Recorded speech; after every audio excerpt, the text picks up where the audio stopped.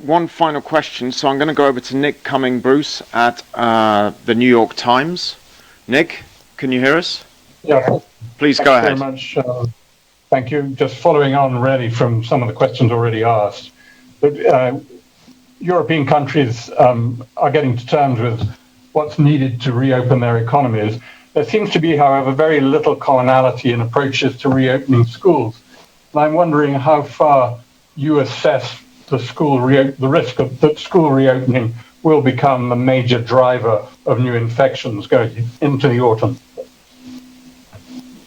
I'll pass that over to the Regional Director. Thank you so much, Nick. That's exactly the reason that we are convening the 53 member states on this matter, and also 7 September on the high-level committee with the government in Portugal we will be presenting.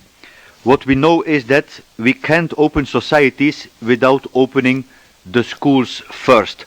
This has been the biggest disruption in education in the history, with 1.6 billion learners affected in more than 190 countries.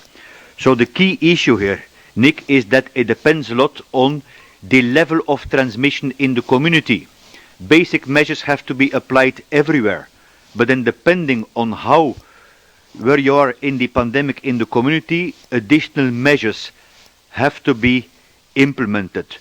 So far, we know that in the school settings has been not a main contributor to the epidemic. There is also more and more publication that adds to the body of evidence that children do play a role in the transmission, but that this is so far more linked with social gatherings. So this is one of the unknowns, but definitely top priorities for the policymakers and the World Health Organization.